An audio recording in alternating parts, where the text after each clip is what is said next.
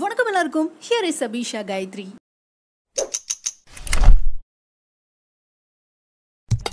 குழந்தைங்க பெரியவங்க வயசானவங்கன்னு பாகுபாடே இல்லாம எந்த ஏஜ் கேட்டகரியை சேர்ந்தவங்களா இருந்தாலும் சரி, யூரோப், ஏஷியா, அமெரிக்கா, ஆப்பிரிக்கான்னு உலகத்துல இருக்கிற மேக்சிமம் எல்லா இடங்களை சேர்ந்தவங்களா இருந்தாலும் சரி, ஹாரி பாட்டரை பத்தி தெரியாதவங்க, ஹாரி பாட்டர் அப்படிங்கிற நேமே கேள்விப்படாதவங்க இருக்கவே முடியாது அப்படின்னு சொல்லலாம். ஹாரி பாட்டர் அப்படிங்கிறது 1997 வெளிவந்த ஒரு நாவல். அதுக்கப்புறம் 1997 இருந்து 2007 10 இயர்ஸ்ல இந்த புக்கோட கண்டினியூஷனா 7 பார்ட் வெளியே வந்துச்சு. Children's book of the year, author of the year, weekly book of the year, children's book award மற்றும் பல அப்படின்னு 1997 இருந்து 2007 வரைக்கும் வெளியே வந்த ஹாரி பாட்டரோட 7 பார்ட்டும் எக்கச்சக்கமான அவார்ட்ஸ் வாங்கி குவிச்சது. தென் இந்த ஹாரி பாட்டர் புக்ஸ் எல்லாமே 80 லாங்குவேஜஸ்ல வேர்ல்ட் வைடா டிரான்ஸ்லேட் பண்ணப்பட்டிருக்கு. தென் 500 மில்லியன்ஸ்க்கும் மேற்பட்ட இந்த புக்கோட காப்பி விற்கப்பட்டு பில்லியன் அமெரிக்கன் டாலர்ஸ் இந்த புக் வாரி குவிச்சிருக்கு அப்படின்னே சொல்லலாம். அது மட்டும் இல்லாம ஹாரி பாட்டர்ல இருக்கிற 7 புத்தகங்களுமே படமாக்கப்பட்டுச்சு. இந்த 7 படமுமே super duper black Bastar hit அடிச்சது. யூசுவலா மூவி சீரிஸ் பார்த்தோம் அப்படின்னா ஃபர்ஸ்ட் பார்ட் வேற லெவல் ஹிட்டா இருக்கும், செகண்ட் பார்ட் எக்ஸ்பெக்டேஷனோட கொஞ்சம் கம்மியா இருக்கும், தேர்ட் பார்ட் அதை விட கம்மியா இருக்கும். பட் ஹாரி பாட்டர்ல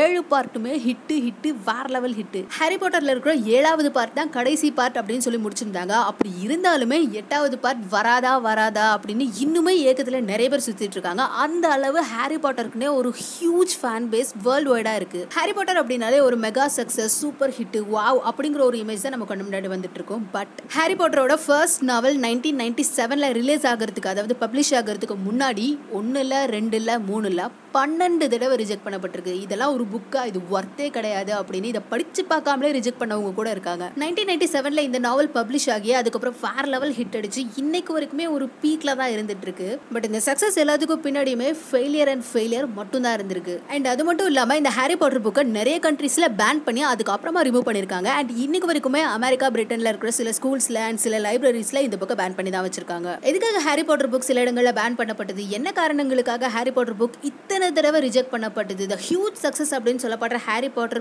பின்னாடி கடந்து வந்த ஃபெயிலியர் பாத் என்ன அப்படிங்கறது நம்ம இப்போ டீடைலா பார்க்கலாம். அண்ட் அதுக்கு முன்னாடி சேனலை சப்ஸ்கிரைப் பண்ணிக்கோங்க, அப்படியே பக்கத்துல இருக்கிற பெல் ஐகான் கிளிக் பண்ணி ஆல் ஆப்ஷன் கொடுத்துருங்க. இப்போ நம்ம வீடியோக்குள்ள போலாம். ஹாரி பாட்டர் மூவிஸ் மேக்ஸிமம் நம்ம எல்லாருமே கண்டிப்பா பார்த்திருப்போம். ஆனா ஹாரி பாட்டர் நாவல் நம்மள நிறைய பேர் கண்டிப்பா வாசிச்சிருக்க மாட்டோம். அதுலயும் நிறைய பேருக்கு ஹாரி பாட்டர் நாவல் இருக்கு அப்படின்னு தெரியாது, ஜஸ்ட் படம் மட்டும் தான் இருக்கு அப்படின்னு நினைச்சிட்டு இருப்போம். ஹாரி பாட்டர் அப்படிங்கிறது நாவலா எழுதப்பட்டு அந்த கதையா அப்படியே படமாக்கப்பட்டது தான் ஹாரி பாட்டர் மூவிஸ். ஸோ இந்த ஹாரி பாட்டர் நாவலை எழுதினது ஒரு ஃபீமேல் ரைட்டர், அவங்க பேரு Joanne Rowling. Peter Rowling and Anne Rowling அப்படிங்கிறவங்களுக்கு 1965 ஜூலை 31 அன்னைக்கு ஜோன் ரவுலிங் பிறக்குறாங்க. இவங்களுக்கு ஒரு சிஸ்டர் இருக்காங்க, அதாவது தங்கச்சி இருக்காங்க, அவங்க பேரு டயான் ரவுலிங். ஸோ ஜோன் ரவுலிங்க ஜோ அப்படின்னு கூப்பிடுவாங்க. நம்ம ஜோக்கு சின்ன வயசுல இருந்தே புக் வாசிக்கிற பழக்கம் ரொம்ப அதிகமாவே இருந்தது. அவங்க தன்னோட 6வது வயசுல ஃபர்ஸ்ட் ஸ்டோரி எழுதுறாங்க, த ராபிட் அப்படிங்கிறது தான். ஜோவோட சைல்ட்ஹுட் டேஸும் சரி, அவங்களோட டீனேஜ் டேஸும் சரி, அவங்களுக்கு சுத்தமா சந்தோஷமாவே இருந்ததில்லை அப்படின்னு சொல்றாங்க. அவங்க ஃபேமிலி ஒரு ஸ்மூத்தான ஒரு நல்ல கண்டிஷன்ல எப்பவுமே இருந்தது இல்லையா, எப்பவுமே ஒரு காம்ப்ளிகேட்டடான சிச்சுவேஷன்ல தான் இருந்திருக்கு அப்படின்னு சொல்றாங்க.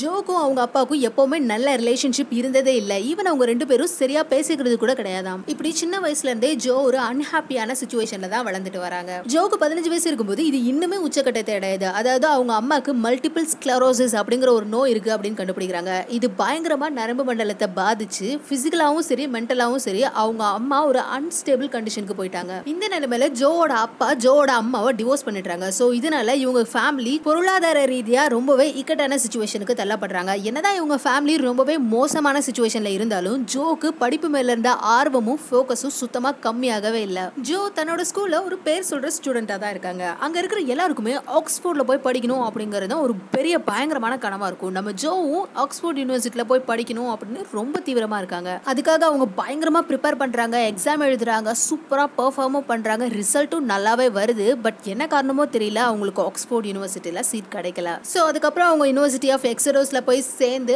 அங்க BA French எடுத்து கிராஜுவேட் ஆகுறாங்க. தென் அவங்க ஒரு சின்ன கம்பெனில டிரான்ஸ்லேட்டரா ஒர்க் பண்ணிட்டு இருக்காங்க. ஒரு நாள் மான்செஸ்டர்ல இருந்து லண்டன் போறதுக்காக ட்ரெயினுக்காக வெயிட் பண்ணிட்டு இருக்காங்க. அன்னைக்குன்னு பார்த்து அந்த ட்ரெயின் 4 மணி நேரம் டிலே லேட். ட்ரெயினுக்காக வெயிட் பண்ணிட்டு இருக்கிற இந்த 4 மணி நேரம் தான் அவங்க வாழ்க்கையே புரட்டி போட்ட ஒரு டைம் அப்படின்னு சொல்லலாம். அதாவது ஹாரி பாட்டர் கதையை எழுதுறதுக்கான தாட், ஒரு ஐடியா இந்த 4 மணி நேரத்துல தான் அவங்களுக்கு வந்துச்சு ஆயிடுச்சு அப்படின்னு சொல்றாங்க. கொஞ்சம் கூட யோசிக்காம வெயிட் பண்ணாம அவங்க கையில கிடைக்கிற எல்லா பேப்பர்லயும் குட்டி குட்டியா அவங்களுக்கு தோன்றது எல்லாத்தையுமே எழுதி வைக்கிறாங்க. ஈவன் அவங்க டிக்கெட்ல இருக்கிற பின்னாடி இருக்கிற கொஞ்சம் ஸ்பேஸை கூட விடாம அதுலயே அவங்களுக்கு மனசுல தோன்ற எல்லாத்தையுமே நோட் பண்ணி வைக்கிறாங்க. இப்போ ஜோக்கு 25 வயசு. இவங்க ஹாரி பாட்டர் கதையை ஸ்டார்ட் பண்ணி எழுதிட்டு இருக்காங்க. இந்த டைம்ல அவங்க அம்மா அங்க இறந்து போயிடுறாங்க. ஜோக்குன்னு இருக்கிறது ஒரே ஒரு சொந்தம் அவங்க அம்மா மட்டும்தான். அவங்களும் இப்போ இல்ல அப்படிங்கிற விஷயம் ஜோவோட மனசை பயங்கரமா நொறுக்கிடுச்சு. இது அவங்களோட ரைட்டிங்கையும் அஃபெக்ட் பண்ணுச்சு. தென் ஜோ அங்க இருந்து போர்ச்சுகலுக்கு கிளம்பி போயிடுறாங்க. அங்க ஒரு டீச்சரா ஒர்க் பண்ணிட்டு இருக்காங்க. 1992ல ஜார்ஜ் அரண்டஸ் அப்படிங்கிறவரை மீட் பண்றாங்க, கல்யாணம் பண்ணிக்கிறாங்க. 1993ல இவங்களுக்கு ஒரு பெண் குழந்தை பிறக்குது.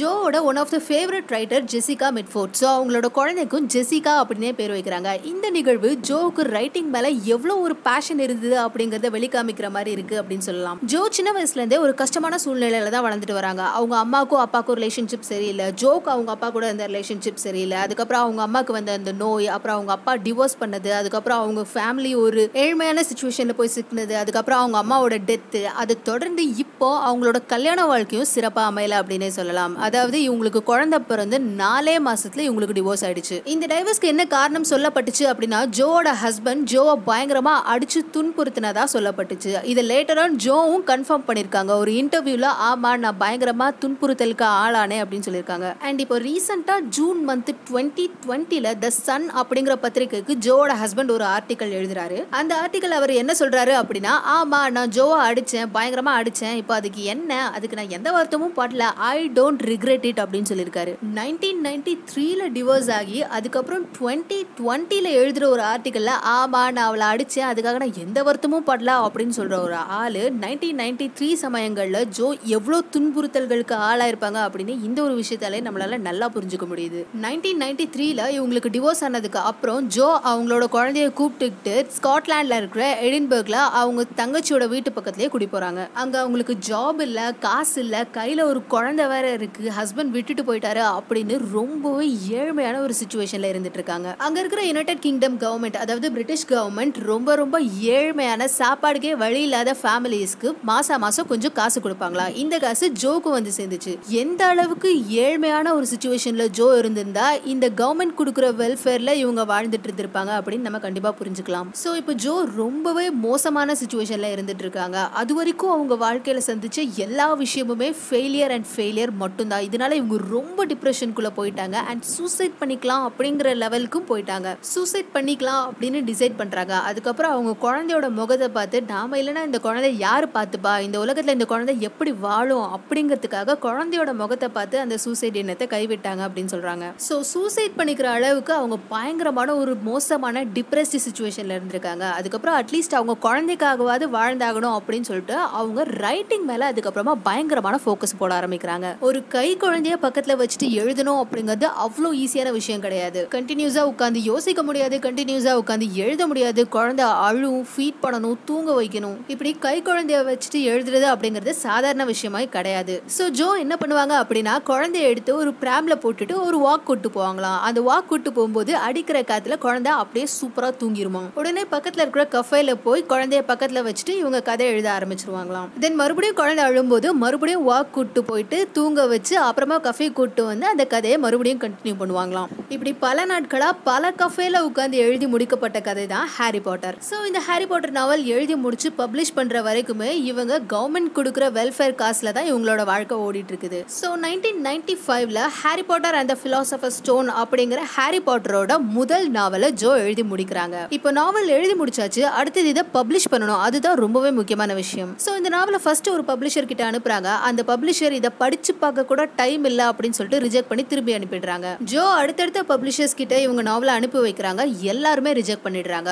ஒன்னு இல்ல, ரெண்டு இல்ல, 12 பப்ளிஷர்ஸ்க்கு அனுப்பி 12 வாட்டியும் ரிஜெக்ட் பண்ணப்படுது. இதனால ரொம்பவே மனசு உடைஞ்சு போய் மறுபடியும் டிப்ரெஷனுக்குள்ள போறாங்க. இவங்க இதுக்காக டிப்ரெஷன் ட்ரீட்மெண்ட்டும் எடுத்துக்கிறாங்க. ஃபைனலி 1 இயருக்கு அப்புறமா ப்ளூம்ஸ்பெரி அப்படிங்கிற ஒரு சின்ன பப்ளிஷிங் கம்பெனி ஹாரி பாட்டர் நாவலை பப்ளிஷ் பண்றதுக்கு ஒத்துக்கிறாங்க. ப்ளூம்ஸ்பெரி கம்பெனி எப்படி இந்த நாவலை பப்ளிஷ் பண்ண ஒத்துக்கிறாங்க அப்படின்னா ப்ளூம்ஸ்பெரி கம்பெனியோட சீஃப் எடிட்டரோட 8 வயசு பொண்ணு கிட்ட இந்த புக்கை ரீட் பண்ண கொடுக்குறாங்க. அந்த பொண்ணு இந்த புக்கை ரீட் பண்ணி முடிச்சுட்டு இந்த மாதிரி ஒரு நாவலை நான் வாசிச்சதே கிடையாது அப்படின்னு சொல்ல ப்ளூம்ஸ்பெரி கம்பெனியும் ஓகே இந்த புக் கண்டிப்பா சில்ட்ரன் கிட்ட கிளிக் ஆகும் அப்படின்னு இந்த புக்கை பப்ளிஷ் பண்றாங்க. ஸோ 1997ல Harry Potter book J K. Rowling அப்படிங்கிற ஆத்தர் பேர்ல பப்ளிஷ் பண்ணப்படுது. ஜோவோட பேர்ல ரிலீஸ் ரிலீஸ் ஆகாம ஏன் ஜே.கே. ரவுலிங் அப்படிங்கிற பேர்ல ரிலீஸ் ஆகுது அப்படின்னா, ப்ளூம்ஸ்பர்க் கம்பெனி வந்து இந்த புக்கை எழுதினது ஒரு பெண் ரைட்டர், ஒரு ஃபீமேல் ரைட்டர் அப்படின்னு தெரிஞ்சதுன்னா நிறைய பாய்ஸ் வாங்கி படிக்க மாட்டாங்க அப்படிங்கிற காரணத்தினால ஜே.கே. ரவுலிங் அப்படிங்கிற பேர்ல இதை பப்ளிஷ் பண்றாங்க. ஜே.கே. ரவுலிங் எப்படி வந்துச்சு அப்படின்னா, ஜே அப்படிங்கிறது ஜோவோட பேரு, அவங்களுக்கு மிடில் நேம் கிடையாது அப்படிங்கறதால கே அப்படிங்கறது அவங்களோட பாட்டியோட நேமோட ஃபர்ஸ்ட் லெட்டர் எடுத்துக்கிறாங்க. ரவுலிங் அப்படிங்கறது அவங்களோட அப்பாவோட நேம். தென் நாவல் பப்ளிஷ் ஆகி கொஞ்ச நாள்லயே சூப்பர் டூப்பர் ஹிட் அடிக்குது. கொஞ்ச மாசத்துலயே அவார்ட்ஸ் நிறைய வாங்கி குவிக்குது. 2000ல இவங்களுக்கு ஆத்தர் ஆஃப் தி இயர் அப்படிங்கிற அவார்ட் கிடைக்குது. 2004ல ஃபர்ஸ்ட் விமன் பில்லியனர் அப்படிங்கிற லெவலுக்கு அப்படிங்கிற ஸ்டேட்டஸ்க்கு இவங்க வளர்ச்சி இருக்கு. தென் 1997ல இருந்து 2007 வரைக்கும் ஹாரி பாட்டரோட அடுத்தடுத்த பார்ட் எழுத ஆரம்பிக்கிறாங்க. 2007ல அவங்களோட 7 பார்ட்டுமே எழுதி முடிக்கிறாங்க. இந்த 7 பார்ட்டுமே சூப்பர் டூப்பர் ஹிட் அடிக்குது. நிறைய அவார்ட்ஸ் வாங்கி குவிக்குது. ஒரு பார்ட்டும் எழுதி முடிக்க அடுத்தடுத்த பார்ட்டுக்கான எக்ஸ்பெக்டேஷன் ஹை லெவல்ல போகுது. விற்பனை அதிகமாகுது. அது மட்டும் இல்லாம வேர்ல்ட் ரெக்கார்டும் அடிக்குது. உலகத்திலே அதிகமாக விற்கப்பட்ட புத்தகம் அப்படின்னு வேர்ல்ட் ரெக்கார்டும் அடிக்குது. தென் இந்த நாவல்ல இருக்கிற 7 பார்ட்டுமே படமாக்குறாங்க. அந்த படங்களும் super duper black Bastar hit அடிக்குது. இன்னொரு பக்கம் பார்த்தோம் அப்படின்னா, யுனைடெட் ஸ்டேட்ஸ், யுனைடெட் கிங்டம், இன்னும் சில கண்ட்ரீஸ்ல எல்லாம் நிறைய ஸ்கூல்ல இருந்து நிறைய லைப்ரரியில இருந்து ஹாரி பாட்டர் புக்கை ரிமூவ் பண்ணிடுறாங்க, பேன் பண்ணிடுறாங்க. இன்னுமே பேன் பண்ணி தான் வச்சிருக்காங்க. இதுக்கு என்ன ரீசன் அப்படின்னு பார்த்தோம்னா, இந்த ஹாரி பாட்டர் புக்ல நிறைய மந்திர வார்த்தைகள் இருக்கு. ஸோ இந்த மந்திர வார்த்தைகள் எல்லாமே ஆக்சுவலாவே மந்திர வார்த்தைகள் தான். ஸோ இது எல்லாத்தையுமே உச்சரிக்கிறது மூலமா நிஜமாவே தீய சக்திகள் வந்து வெளியே வந்துரும் அப்படின்னு சொல்லிட்டு ஒரு மத நம்பிக்கைன்னு சொல்லலாம், மூட நம்பிக்கைன்னு சொல்லலாம், whatever. தீய சக்திகள் வெளியே வந்துரும் அப்படின்னு சொல்லிட்டு நம்புறாங்க. அதனால இதை பேன் பண்ணி வச்சிருக்காங்க. அண்ட் இன்னொரு ரீசன் என்ன சொல்றாங்க அப்படின்னா, இந்த மாதிரி மாயாஜால கதைகளை கொண்ட ஒரு டார்க் புக் வந்து குழந்தைங்க படிக்கும்போது குழந்தைங்களோட மைண்ட் ரூயின் ஆகலாம் அப்படின்னு சொல்றாங்க. இந்த ரீசனுக்காகவும் நிறைய கண்ட்ரீஸ்ல, நிறைய லைப்ரரிஸ்ல, எஸ்பெஷலி ஸ்கூல்ஸ்ல இது வந்து பேன் பண்ணப்பட்டிருக்கு. இன்னுமே பேன் பண்ணி தான் வச்சிருக்காங்க. இதெல்லாம் ஒரு பக்கம் போயிட்டு இருந்தாலும், உலக வரலாற்றிலேயே அதிக புகழ்பெற்ற, அதிக வாசிக்கப்பட்ட, அதிக விற்கப்பட்ட, அதிக காசு சம்பாதிக்கப்பட்ட ஒரு புத்தகம் அப்படின்னா ஹாரி பாட்டர் தான். இப்படி இந்த ஹாரி பாட்டரோட ஹியூஜ் சக்சஸ் மைல் ஸ்டோனுக்கு பின்னாடி இருந்தது எல்லாமே ஃபெயிலியர்ஸ் அண்ட் ஃபெயிலியர்ஸ் மட்டும்தான். இந்த ஃபெயிலியர்ஸ் எல்லாத்தையுமே ஸ்டெப்பிங் ஸ்டோனா எடுத்துக்கிட்டு விடாமுயற்சியோட ஸ்ட்ரகிள் பண்ணி வின் பண்ணி காட்டினவங்க தான் ஹாரி பாட்டர் புக்கை எழுதின ஜே.கே. ரவுலிங். எவ்வளோ கஷ்டம் வந்தாலும், எவ்வளோ தடைகள் வந்தாலும் விடாமுயற்சியோட நம்பிக்கையோட ஸ்ட்ரகிள் பண்ணிட்டு இருந்தோம் அப்படின்னா கண்டிப்பா வெற்றி அடையலாம் அப்படிங்கிறதுக்கு one of the greatest example தான் இந்த ஹாரி பாட்டரோட சக்சஸ், அதாவது ஜே.கே. ரவுலிங்கோட சக்சஸ். ஸோ இது மாதிரியான மோட்டிவேஷனல் ஸ்டோரிஸ், இன்ஸ்பிரேஷனல் ஸ்டோரிஸ்லாம் தெரிஞ்சுப்போம், அப்டேட் பண்ணிப்போம், மோட்டிவேட் ஆகிப்போம்னு சொல்லிட்டு வீடியோ வந்து இந்த வீடியோ பிடிச்சிருந்தா லைக் பண்ணுங்க, ஷேர் பண்ணுங்க, கமெண்ட் பண்ணுங்க, மறக்காம சப்ஸ்கிரைப் பண்ணிட்டு பக்கத்துல இருக்க பெல் ஐகான் கிளிக் பண்ணிட்டு அப்படியே இந்த ஆல் ஆப்ஷன் கொடுத்துக்கோங்க. அப்பதான் நெக்ஸ்ட் வீடியோ போடும்போது உங்களுக்கு நோட்டிஃபிகேஷன் வந்து சேரும். Thank you.